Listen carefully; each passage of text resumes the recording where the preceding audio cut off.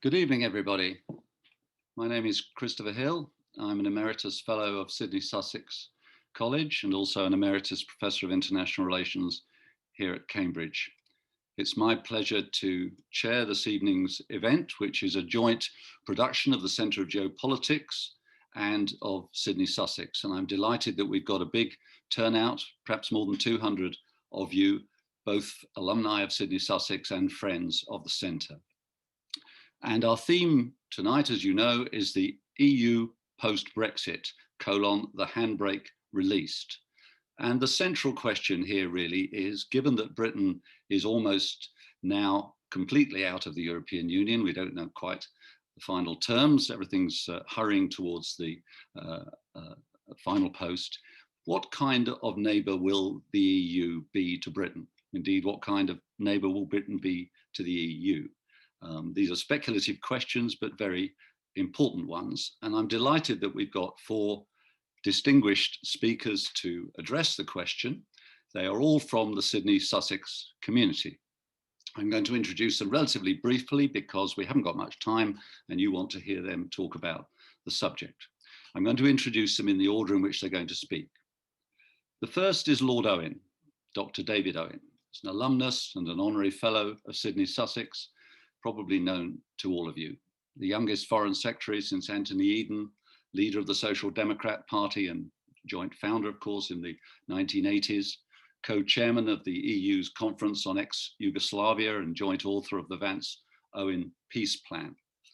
Also, apart from his distinguished political career and of course his medical career before that, he is an author, quite a prolific author. He's written very interestingly from our point of view as political scientists on leadership and the health of leaders, and indeed on the hubris of leaders. And he's the joint author of a recent book on British foreign policy after Brexit. Second, in the order of batting, is Dr. Mette Eilstrup-Sangiovanni, a fellow of Sydney and also reader in the Department of Politics and International Studies, of which I am also a member. She has written extensively on the European Union, on integration and indeed counter-integration factors, with particular interest in foreign and security policy. She's also written on transnational relations, networks, terrorism, and more recently has focused on international organizations. In fact, she's got an intriguing recent article, which is perhaps apropos for tonight's session, called with the title, What Kills International Organizations? Most people think international organizations last forever, but it's not actually true. The third of our speakers is Professor Kenneth Armstrong, also a fellow of Sidney Sussex, professor of European law in the university, in great demand from officialdom and the private sector for his expertise on European law. His recent book called Brexit Time, on the whole Article 50 process, the withdrawal of the UK, is one of the best informed and most analytical treatments of the subject. And last but not least, Professor Eugenio Biagini, who is also a fellow of Sydney, and he's professor of modern and contemporary history in the university.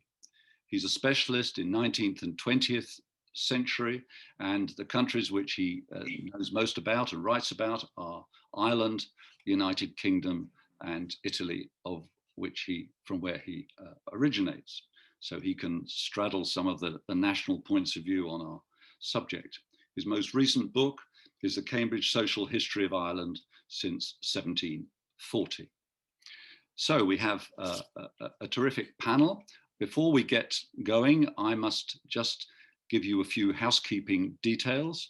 You know, this is an online video panel. I will moderate the discussion for the first 35 minutes. And after that, we'll have questions which I will relay from you, the audience, to our panelists. You, the audience, will be able to see and hear me and the panelists, but you'll have your microphones and cameras switched off automatically, so you won't be heard directly. You can communicate with us, however, through the Q&A option at the bottom of your screen. You click on it, and when it opens, you can type a question. If you do so, please very briefly put down your name and your affiliation. If you have a question for a specific panelist, please say so. We have limited time and space, obviously. I can't relay questions to all 4 panelists. I'll have to try to be a bit more specific, but I'll do my best to make sure that the big issues get covered. The video is going to be recorded and we will post the recording on the Geopolitics website in the next few days. So I now turn to our panelists, and the first of those is Lord Owen. Thank you very much, Lord Owen, for joining us. Well, thank you for asking me. You talk about what sort of neighbour will we be out of the European community in all its aspects on January the 1st. My belief and hope is that we'll be very good neighbours. I am, as some of you may know, a Brexiteer. I reluctantly came to that conclusion over many years of frustration, in particular, I must say, over the foreign policy of the European Union towards Ukraine, which I think was extremely badly done and rather provocative. What can Britain contribute? And I'm being asked to speak about defence, and it's helped by the fact that we've just had a very important announcement from the Prime Minister that we are going to exceptionally commit to a 4-year budget to the Ministry of Defence, a 4% increase, a 2.2% of our expected GDP. So we're paying more into NATO than we have paid for some time, and it's certainly more than most, I think I would say probably other than Greece, any other country in the European Union. Now, this is a very important strategic decision. Effectively, as of January the 1st, NATO will be our main executive arm of foreign and security policy. And we must devote these resources to it because we know, frankly, that the American desire that Europe should take up more of its weight in the European budget is going to be the same under Biden as it was under Trump.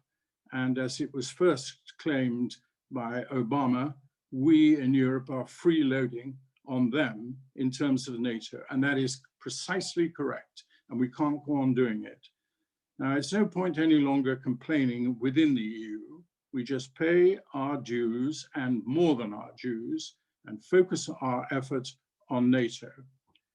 And then it's up to the EU what it does with its own defense policies or defense posture. I, like many foreign secretaries in the past, and every single US defense secretary, whether Republican or Democrat, have been very critical of this indulgence of Europe in believing that they can have both effective membership of NATO and create a defense structure, and now an actual center of decision-making. So we're duplicating headquarters even, much to the annoyance of the Americans. Well, all I say is this. Outside the EU, we've got to stop criticizing the EU. I personally believe once Europe went for a single currency, the logic was that it would become a European state. And I say the sooner it does that, the better. And in that process, it is perfectly legitimate and understandable that they will want, on the day they become an independent state, their own defense policy. So let's look on this as a period of transition. Now, it may be that the dream of European unity and a federal state will not happen. I just don't know whether it will or not. As I say, I personally welcome it. If Macron wins in his re-election, then he's certainly going to put this right top of the agenda, and the Germans may well be prepared to fund at least some part of the Eurozone countries. My own view, it will not be initially a European state of all 28, 29 countries. It will be much more likely 10 or a little bit less or a little bit more. But that's their decision. Meanwhile, Britain focuses on NATO. We've got an excellent Secretary General in Jens Stoltenberg, and I believe he's now accepted and elected for a second term. We've got stability, and it's going to require sacrifice because, let's face it, America's going to spend more in Southeast Asia and in building up its forces, its naval forces in the South China Seas. And so we must fill in the gaps in Europe and fill in the gaps in the rest of the world. And I end by just stating one example. We now have 2 aircraft carriers. They're going to be based in Oman. It's a luxury, really, that we chose to have these 2 aircraft carriers, but we've got them and we've got to use them sensibly. If, as I expect, as the pressure builds up on Taiwan, America wants to move an aircraft carrier, which it currently has, off the Straits of Hormuz, then Britain should say, fine, we'll put on one of our aircraft carriers, we'll guarantee it, and you take away your aircraft carrier and go to South China Seas. And that aircraft carrier will also be built up in a friendly relationship with India, and that we will play our role in the construction of this independent grouping based on the Indo-Pacific. And it's natural and logical that we should spend most of our element on this on the Indian Ocean and the Indian side of the equation, and less on the Pacific, but we can occasionally go into the Pacific. I think I stated enough. That's an ambitious enough defense policy and foreign policy for us all to get on with. It is indeed. Thank you very much, Lord Owen, for keeping to time, for one thing, but also for giving us a very clear and authoritative statement of your views based on experience. So now I'm going to ask Dr. Eilstrup-Sangiovanni to give her perspective. Thank you, Chris. I'm going to take my cue from the title to the panel, assuming that the metaphorical handbrake to which it alludes has been Britain as a rather reluctant member of the EU, rather than the EU as a brake on Britain's global ambitions, as we've just heard. Now, to evaluate the impact on Brexit on the EU's common foreign and security policy, I think we first need to establish a baseline. Clearly, the CFSP, and indeed the EU as a whole, will be less strong than if we had a fully engaged and functioning Britain at the table. This ideal scenario has never been realized in the past. The UK's relationship to the CFSP has been reluctant, if not hostile. And so rather than lament the loss of a united EU 28 as a global power to be potentially reckoned with, I'm going to take continued British Euroscepticism and not least unyielding Atlanticism as my main points of reference. Now, we also, I think, need a time horizon. There will be short-term and long-term effects of Britain stepping out. For external relations, I personally think the short-term effects of releasing the handbrake, so to speak, will be marginal because other points of friction are going to remain. But in the long term, Brexit does open up opportunities for formulating a clearer strategic vision for Europe, and I think a more truly global vision that looks beyond London and Washington. Time is very short, so I'm going to outline just 2 ways in which I think Brexit will not matter for external relations, and 2 ways in which it may. With Brexit, the EU has lost one of its 2 permanent members of the UN Security Council and a quarter of the European membership of the G7. Many worry this is going to diminish Europe's influence in major international negotiation fora. I don't see that. London's most recent veto in the Security Council was 30 years ago. Its most recent, or its last solo veto, without the US and France, was almost half a century ago. So when it comes to club-based global diplomacy, I think we can rely on Paris, London, and Washington to continue to coordinate their stances either bilaterally or multilaterally. A key strategic priority for the EU is to build resilience in the European neighborhood. This is an area where the UK has had less direct involvement than most of the other member states. A successful neighborhood policy relies mainly on offering market access and facilitating visas for neighboring countries in exchange for their cooperation to stem irregular migration. Since the UK was never part of these aspects of EU policy, Brexit is not going to affect them negatively. But turning instead to the opportunities that Brexit may open up, With the rise of China in particular and the end of the US-dominated international system, Europe needs to resist growing pressures to choose sides and needs to find a way to steer its own course between Washington and Beijing. The EU 27, for the most part, don't seem to share the United States' focus on geopolitical rivalry and intense national security concerns vis-a-vis China. The EU is ready, I think, to get tougher on trade, but European governments are generally less hostile than Washington is, even than Washington Democrats are when it comes to China, and much more open to seeing Beijing as a potential partner on issues like climate change, nuclear disarmament, and reform of the World Trade Organization. So by loosening European ties to Washington, or at least making them more flexible, I think Brexit means that such possibilities can be more fully explored. Nowhere is the partnership with China probably more important than in Africa. To advance Europe's main foreign policy priorities, climate change, migration, peace, stability, Europe is going to be much more effective, going to have to be much more effective at promoting economic development on the African continent. And this makes China an important potential ally. China is a major donor and loan provider for Africa, whereas EU lending has aimed mainly at poverty alleviation and targeted soft sectors like healthcare and education. China has been much more active in terms of supporting the development of major infrastructure. These differences can be a source of friction, especially on conditionality, but they also leave a lot of scope for complementarity to be explored. The same is true, I think, with respect to security. A major focus of the EU's common security and defense policy has been peacekeeping and peace building on the African continent. Meanwhile, the need to protect growing Chinese investments and indeed protect Chinese citizens, of whom more than 1 million live in Africa, is also pushing China towards a growing role as a regional security provider.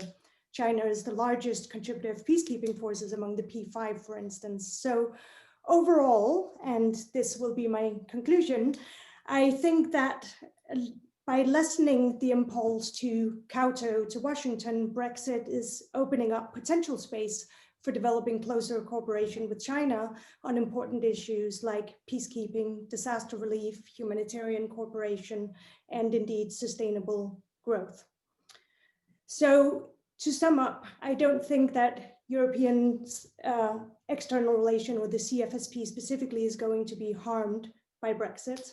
Successive UK governments have resisted the move to make the CFSP more intergovernmental.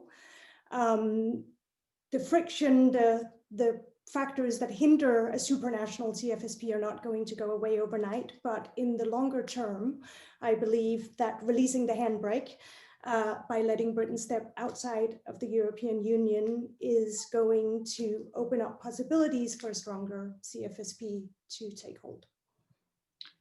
Thank you very much, Mette. Very wide-ranging and interesting, and we've had two, shall we say, complementary views on the external relations of the European Union and the effect of Brexit on that.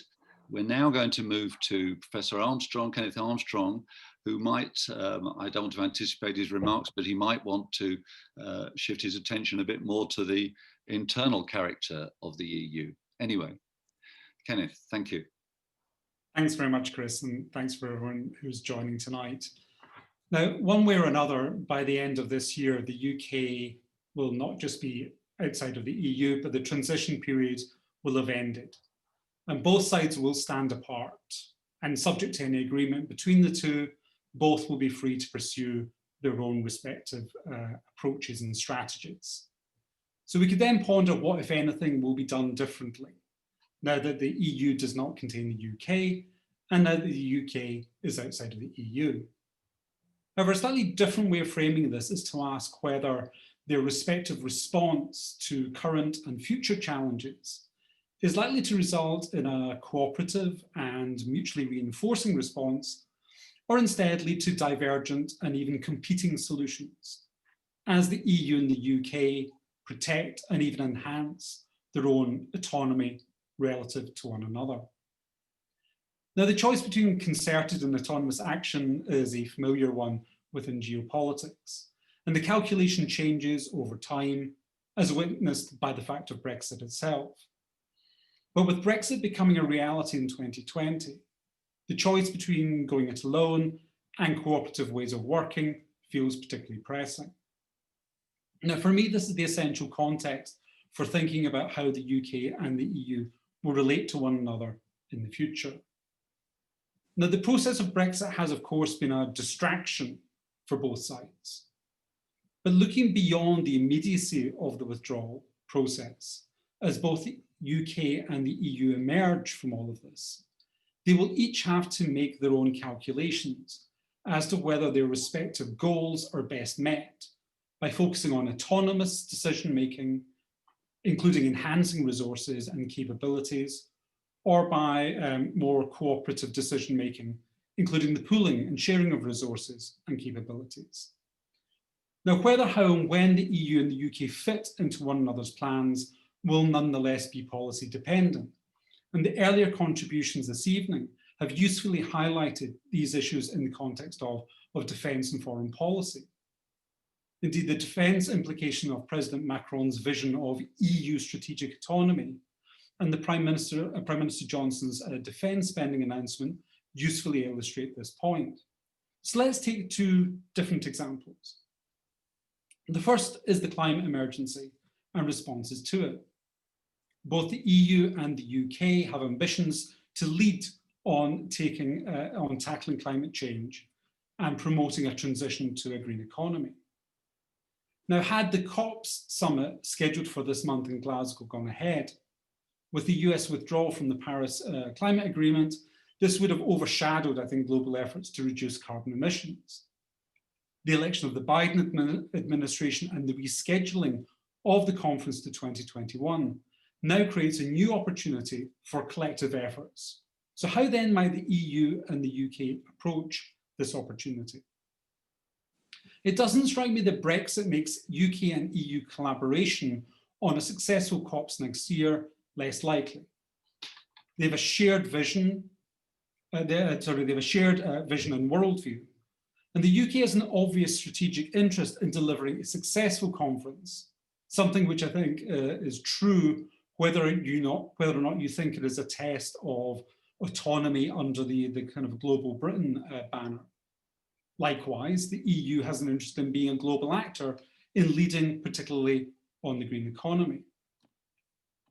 Now that the UK is no longer an EU member state and is the host of the conference, might indeed even enhance their capacity to speak as two mutually reinforcing voices rather than just one. In short, there seems to me good reasons to think that the EU and the UK might engage in a collaborative effort to forge a consensus around climate change. The second example, however, is the economy. And here the picture is much less clear, not least because it highlights that the EU is a union of states and not a monolith. Taking the UK out of the EU does not mean that the states that remain will necessarily speak with one voice. Indeed, some member states may have looked to the UK as an ally in challenging where other states, particularly France and Germany, may want to lead the bloc. Now, of course, Brexit has coincided with COVID. The pandemic is a global economic shock as well as a public health disaster. Now, in the face of a common problem, calls for concerted action and international economic cooperation are unsurprisingly in evidence, as witnessed most recently by the Riyadh Declaration at the conclusion of last week's G20 summit. But as the EU and the UK forge a new economic relationship and respond to this new crisis, the question is whether those responses are symmetrical and mutually reinforcing, or whether there is a stronger imperative to compete both with one another and for global economic influence. Now, writing The Atlantic last month, Nick Oates highlighted a tension within the EU bloc itself over whether the future direction of travel is one that seeks to upload a liberal, regulated market economy to the global stage, in other words, global markets, but Europe-derived regulatory policies. or one that interprets Macron's strategic autonomy in more protectionist terms, with looser control of state aid and merger control and pro-EU procurement policies. Now, in the past, we might have expected the UK to align itself less with the protectionist camp and more perhaps with the Dutch or Danish preferences for a competitive market economy. And taking the UK out of the EU might make a more inward-looking economic stance more likely. However, outside the EU, the UK has itself signalled potential changes in its EU-derived competition regime and a new subsidy control policy, while making provision in the controversial UK Internal Market Bill for the UK Treasury to fund major infrastructure projects. So there does seem to be a stronger emphasis upon an autonomous industrial policy within the UK itself. So what we might see is more state intervention in the economy on both the EU and UK sides, and a return to ideas of creating domestic champions and more domestic capacities in manufacturing. But where I think things become more interesting is in the realm of financial services. Now, Rishi Sunak's financial services statement earlier this month affords a vision of UK financial services that is open in terms of market access for global financial institutions and autonomous regulation of them, which is not to ignore the very strong influence of international forums for financial services rulemaking. But perhaps differently from the climate example, where we might see the EU and the UK pursuing a cooperative and collaborative approach, the EU and the UK are more likely to be competing for influence in these international forums, each trying to protect the autonomy of the decision-making while seeking to upload and diffuse their respective approaches to financial services regulation at an international level. So to conclude, if the handbrake is released, each side will have to determine its own direction of travel, particularly in different policy areas. And I can see that on the global challenge of climate change, the EU and the UK might find in each other a mutually beneficial and mutually reinforcing cooperative relationship. By contrast, while both face the same economic challenge in responding to the pandemic, the emphasis is likely to be on autonomy, self-reliance, and self-sufficiency. And in financial services, taking the handbrake off may result in a significant degree of competition between the EU and the UK. Thanks very much. Thank you, Kenneth. Thanks also for picking up the metaphor and taking it with the direction of travel. That was very good. And also for putting so many extra, rather rich bits of the menu into our diet for later. Questions are already piling up. So among the many important questions you raised, the one that in a way that stood out from not being there was Ireland, which very fortunately is now going to be dealt with by Professor Biagini. It's proved to be a very thorny issue for people on all sides of the argument over Brexit these last few years in the UK, and it's rather difficult to believe that the problem is going to disappear on the 31st of December this year. So it'd be very interesting to hear Eugenio Biagini's views. Thank you, Eugenio. Thank you, Chris. The chair, Chris, gave me 3 questions, and I'm very happy to structure my comments in answer to these 3 questions. Also, some of them will take longer than the others. The first was, how far will Ireland still be pulled towards an orbit around the UK after Brexit? Well, the answer is that it will be quite the opposite. From as early as Ireland entered the European Economic Community, as it then was in 1973, there was a gradual distancing of the Republic from the UK, on whose economy the Republic and the predecessor states had depended so heavily, in terms of trade, in terms of the diversification of the Irish economy, in terms of the distinct development of a distinctive foreign policy. On all counts, Ireland became more independent, and Brexit has completed this development. London has been struggling to come to terms with this new reality. In fact, there is a long tradition of London not taking Ireland seriously as a nation able to realize its voice in the international stage. And instead, there was a tendency to fall back on long-held stereotypes, ridiculing the Taoiseachs and the head of the Department of Foreign Affairs as naive slaves of Brussels, soon to be let down. But in fact, the point is that this is the first time in history that Ireland is enjoying the upper hand over the United Kingdom, and this has happened during the Brexit negotiation. This is not going to change very, very soon or very easily. Also because in terms of trade, while the United Kingdom is important for Ireland, it's not quite as important as many other states. For example, Belgium and the Netherlands put together are far more significant than the UK in terms of Irish exports. 20 billion pounds, or euros actually, of Irish exports go to Belgium and the Netherlands in comparison with 13 billion to the United Kingdom. UK trade accounts for 6.9% of the Irish GDP, which is very important, but is not vital. Moreover, let us bear in mind the importance of Irish nationalism, which is, of course, associated with a long struggle against British rule.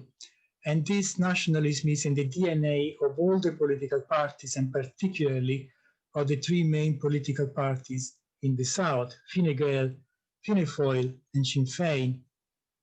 Sinn Féin is by far the most militant nationalist of the three, of course, and also the most anti-British.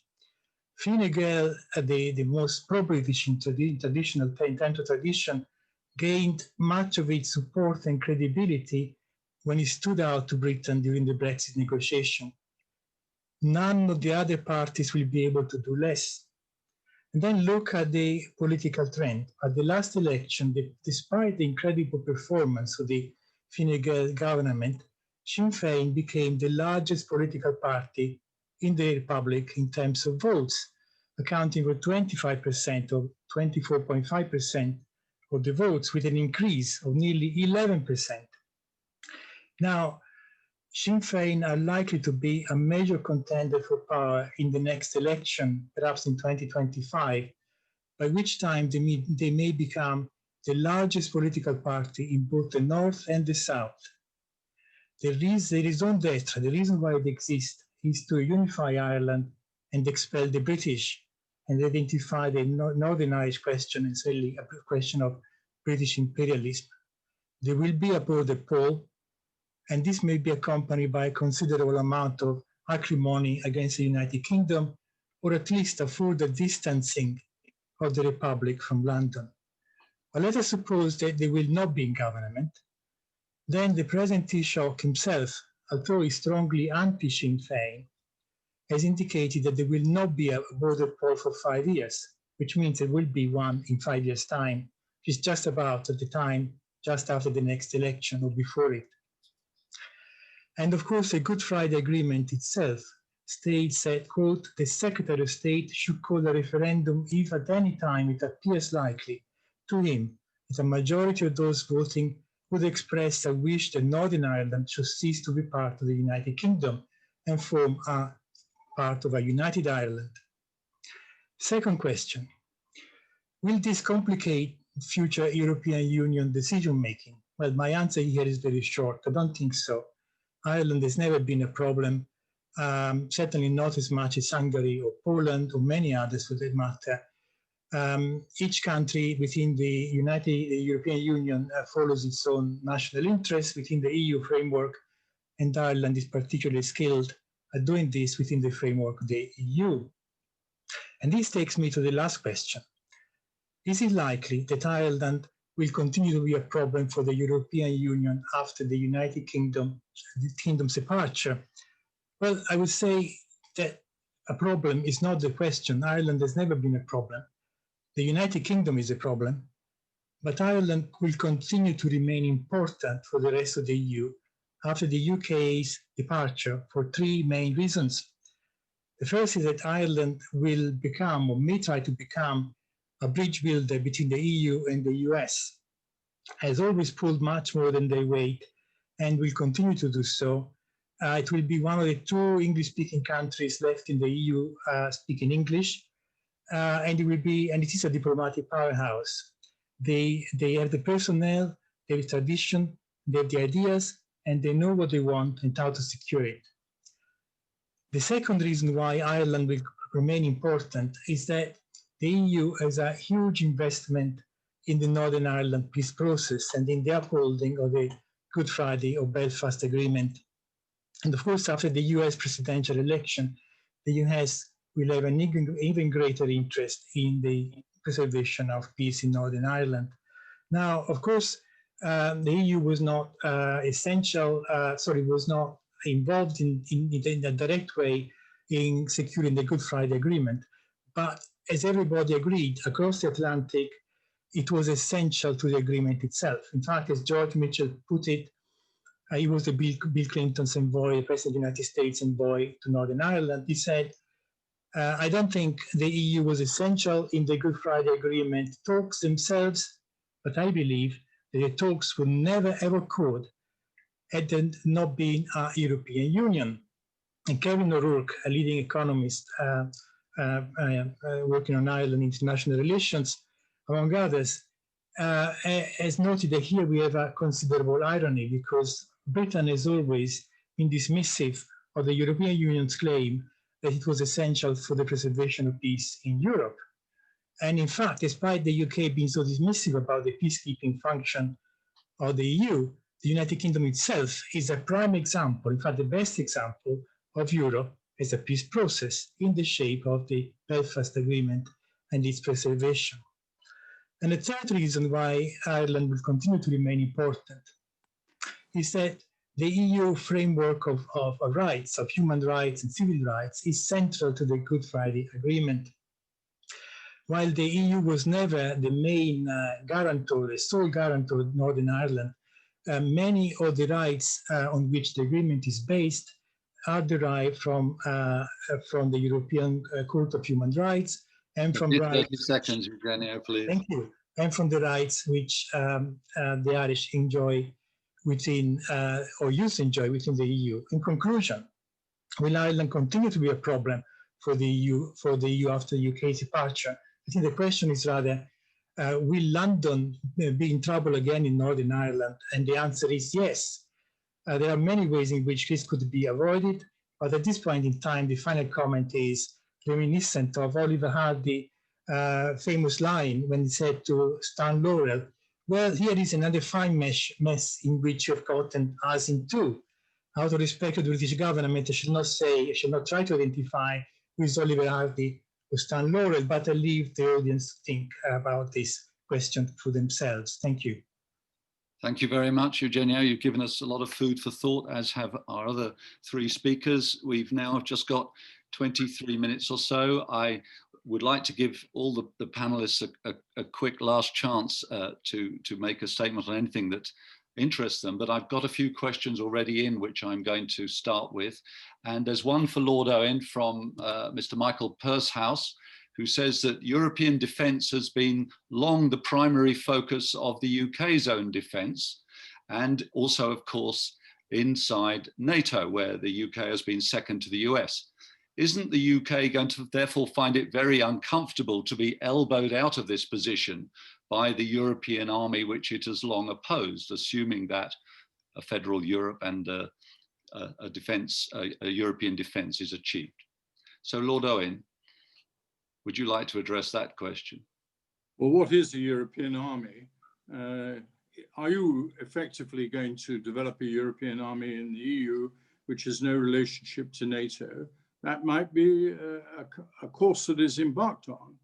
And it might be that that will be a reason why the United States will reduce its commitment to Europe, exasperated that the countries of Europe can't effectively accept the disciplines and the command structure of NATO.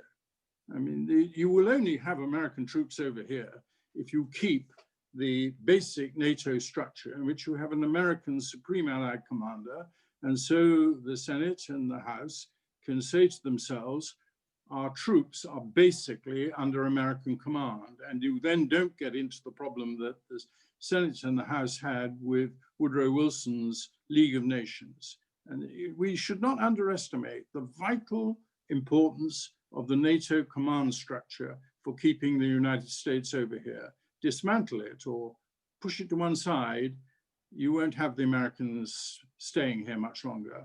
And that, I believe, would be a tragedy for the world, because I think it would open up Europe as a potentially very dangerous situation, particularly in immediate terms with Russia. Thank you. First question I had in was not directed to anyone in particular, but I think Professor Armstrong might be the person and it was, I'm afraid I've forgotten the name, Mr. Askew, I think, who asked the question, is there any likelihood of Scotland entering the EU as an independent country inside the next 10 years? I mean, I think within the next year, we will see the elections to the Scottish Parliament as being essentially a referendum on the proposition of whether a future Scottish government has a mandate to pursue another referendum on independence. For those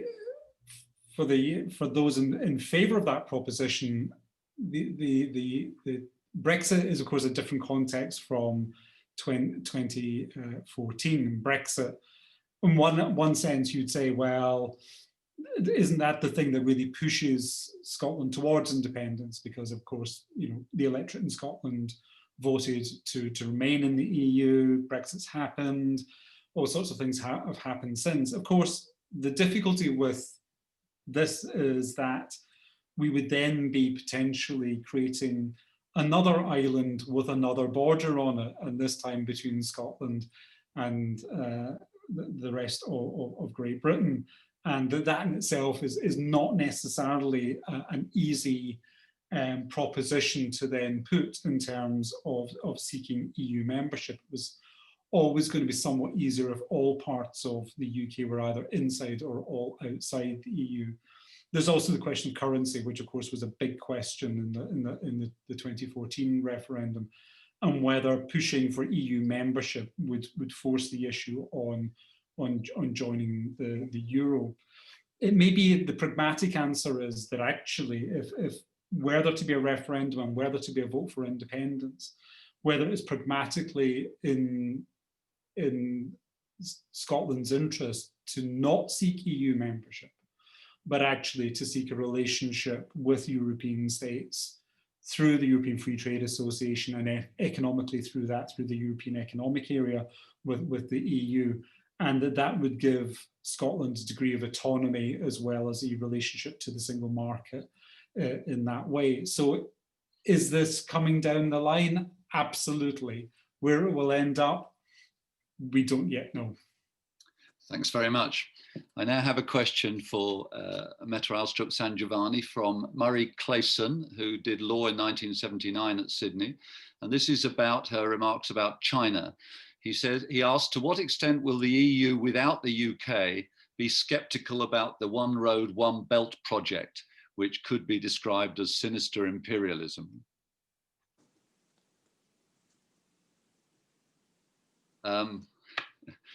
Yes, it was bound to happen, wasn't it? That mute button. Leaving aside whether or not the Belt and Road is sinister imperialism, I think that is too early to judge. I see no particular reason to make that judgment. I think that there is little reason to think that the EU is going to view Chinese foreign and trade policy, indeed, with any greater skepticism with Britain out of the EU than it did with Britain in the EU.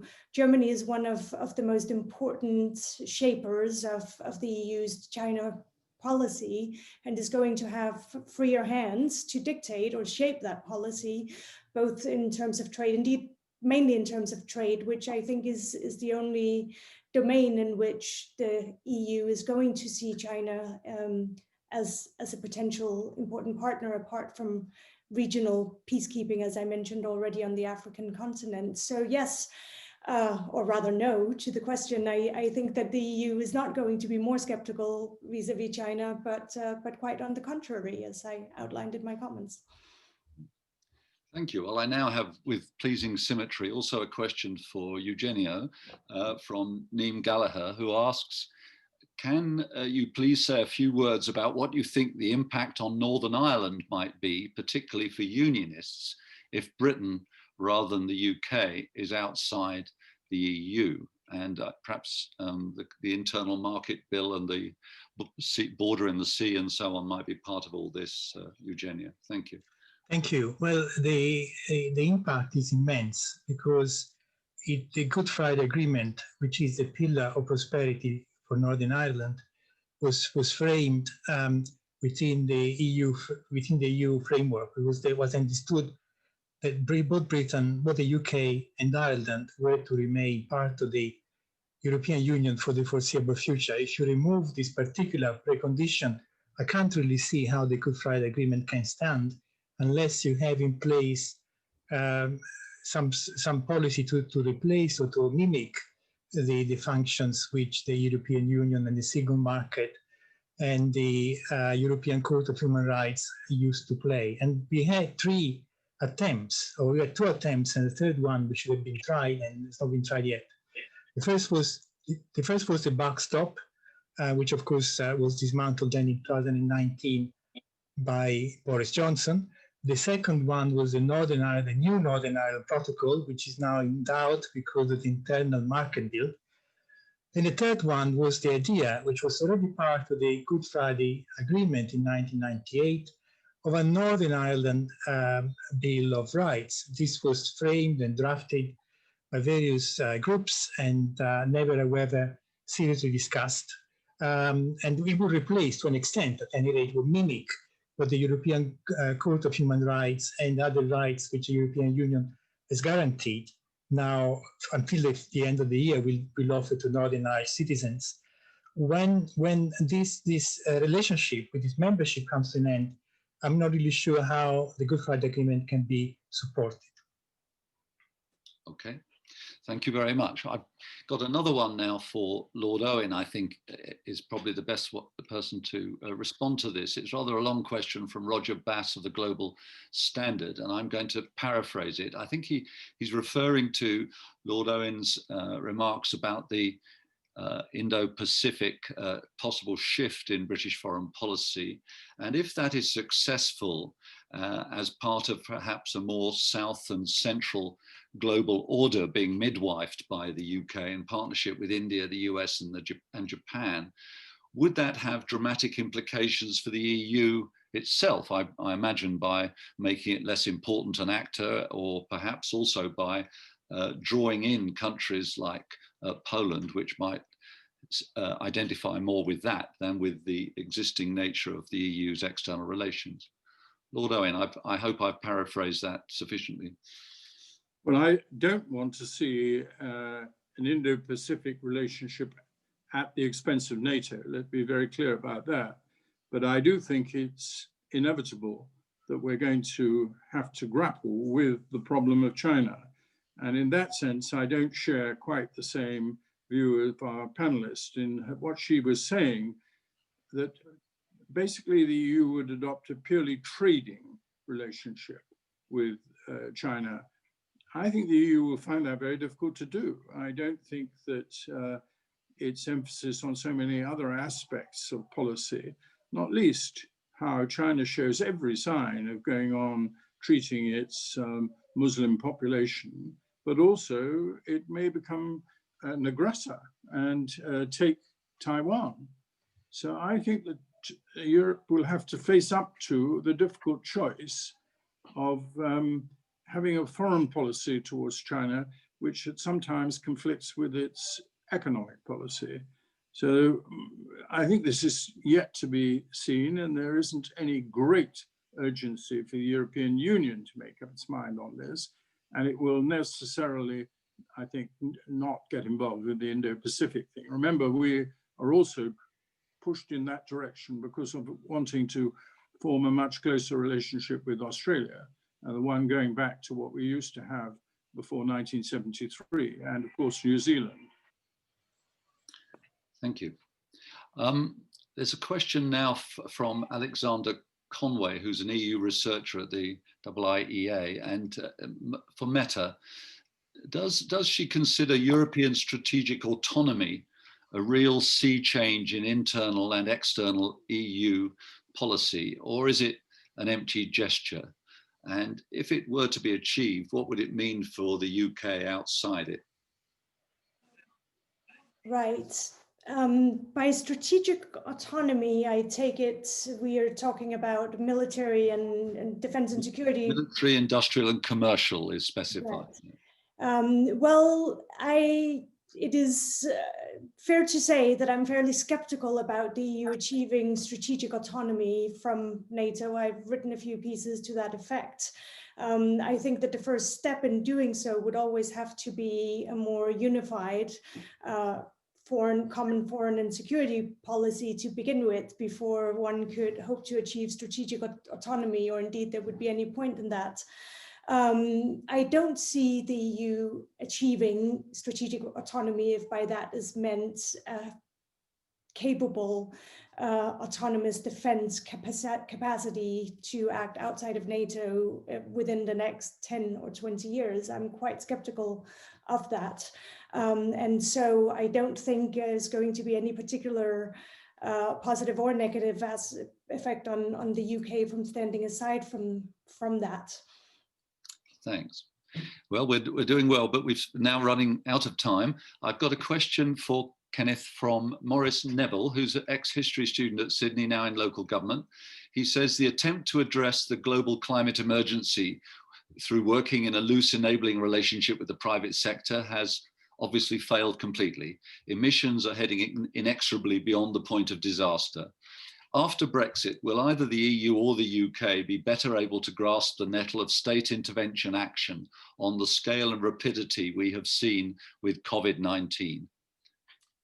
Well, thanks, Boris. It's a really interesting question. And I guess one of the things that we're all discovering in the kind of COVID or post-COVID era is that it also then accelerates or creates opportunities to accelerate change that was maybe difficult before. And as economies have to be rebuilt in the wake of the pandemic, there is that opportunity to then really think through how to really build a green economy, including what role the state has within it. I mean, one of the interesting things, again, in Rishi Sunak's statement earlier this month was talking about new green government bonds, for example. So the idea of using financial instruments to pursue environmental objectives. The UK, of course, is outside now of the EU's emission trading system. It's going to have to develop its own way of doing things there, and we'll just need to see how that plays out. Despite being a Scot, I'm also an optimist, and therefore I try and hope that this does create a better opportunity for really thinking through how to really make the difference, which I think also now external factors are always going to be important. It's important to get beyond the psychodrama of the EU-UK relationship, but also see how different changes in the global context facilitate or constrain that relationship. And I do think that the Biden administration is going to have a stronger climate-focused agenda into which both the EU and the UK can try and tap into. And if they compete for influence on that in ways that produce better outcomes, then I'm not averse to that either. Okay. I've got one more for Lord Owen from Daniel Morier, who says, Lord Owen, as a former foreign secretary, don't you see that there is a risk that Britain will lose the leverage of being in both the EU and NATO, which historically it has enjoyed? And given that Britain's interests do not always coincide with the United States, as we see in the Middle East peace process, or even possibly in China? I don't think we had a great deal of leverage in the foreign policy of the European Union. I think we tried hard at various times to have one, but I think that there is a difference of attitude to us and then we are still prepared to take sacrifices and pay for defense when we all want to spend it on environment, on houses, on schooling, on other things. And I think that is just a basic British tradition. It's shared across, to some extent, by France, and it's Poland obviously shares it quite considerably, and some other, there's a variation. But the basic facts of life are that ever since 1945, Britain has poured resources into NATO far, far greater level than any other European country. For quite a long time, we were putting in 9% of our defense, 9% of our GDP was going into defense. Now, I think, therefore, Britain will want to play an international role and will be prepared to pay a certain price for it. But I don't think it will affect EU relations, other than I think if EU continues not to pay its dues into NATO, the United States will effectively pull out. That then presents huge problems. And I think Britain's role at the moment is to keep the United States here in Europe by showing their voters that one country at least is prepared to pay over the odds in order to keep them here. Thanks very much. We're running out of time now, so I'd like to give all the 4 panelists 1 minute each, if they will take that. If there's anything they wanted to say which hasn't been asked about, I mean, perhaps Lord Owen, since you're in the picture, as it were, is there anything you would like to add before we stop? Well, I agree with practically everything that the other panelists have said on this program, which may be surprising, but I do. My only main problem is with the comment over Ireland. Firstly, we must draw the distinction, and was not drawn enough. The European Court of Human Rights was established in the post-war period and through the WEU, and is not part of the EU. I very strongly hope Britain does not deviate at all from continuing to be a member of the European Court of Human Rights. Of course, we are not a member of the European Court of Justice. The two organizations are very different, and I don't think there will be the problems on Ireland. I think President Biden will have a very important and continuing because he wants to be involved in any Irish tensions. And I think we all have to, and quite rightly, take note of them. And I agree exactly what he said. John Major crossed the Rubicon of being prepared to ask for American help over Ireland. And it's been absolutely crucial importance in the past, and I'm sure it will be for the future. Thank you very much. I think that's a natural segue into Professor Biagini. Is there anything you would like to say, Eugenio? Well, yes, I basically agree with the clarifications that Lord Owen had just made. But the problem is that there has been first of all, a lack of leadership and consistency in the British response to Brexit in Northern Ireland, with 4 Northern Irish Secretaries of State been appointed, one after the other, some of them staying in office for 6 months. And that doesn't make for any consistency or long-term planning, which is essential in this case. And second, there is a strong emphasis on building borders, which is the whole thing about Brexit. This is not likely to make for cooperation across boundaries, whether through the European Court of Human Rights or any other international organization. Thank you very much. Mette, is there anything you'd like to add at this late stage? Let me do it. I just looking for the button there. Nothing I would like to add so much as I would like to admit that I took a peek in the chat box, Chris, without wanting to interfere with your job. And there was one question in there that I found amusing, namely, could anyone on the panel envisage Britain applying for EU membership again in the future? I thought it'd be a shame to leave that one unanswered. Of course, we've been there before. After initially declining, the UK spent 10 years energetically knocking on the EU's door before being let back in 72. So yes, I think we could imagine being there again in the future once the full economic harm and hurt of Brexit is felt. We've had a lot of harm already, but there's yet more to come. So I would not personally rule that out. Whether a second application would be successful is quite another matter. Indeed, would the EU want us back in? Anyway, we can't open that can of worms, I think, but Kenneth has the last word. I think just the last thing I'd say is, I think, what we've all tried to do tonight is focus on issues around about strategic interests of both the UK and the EU. But I think, as Eugenio mentioned very briefly, there are also issues of leadership here, which will be important to think about in the future of how do we look beyond the kind of post-Johnson period, the current Macron, Merkel, etc., and how that neighbourly relationship develops may also be a matter of who the new personalities are and what degree of leadership each decides to exercise, both at home and abroad. Thank you very much. Thank you sincerely to all our four panelists for giving us such a concise and sharp analysis of the so many different problems. I've enjoyed it greatly. I've been terribly frustrated because I'd have loved to have joined in. I hope we'll soon be able to join in again in seminar rooms and debate things across tables. But for the moment, I think this is a very good substitute. I'd like to thank our audience for their many questions. Apologise to those I haven't been able to get in. Thank you for your attendance. We're coming to the end now. You will be able to find a recording on our website in a couple of days. So thanks again to everybody and have a good evening.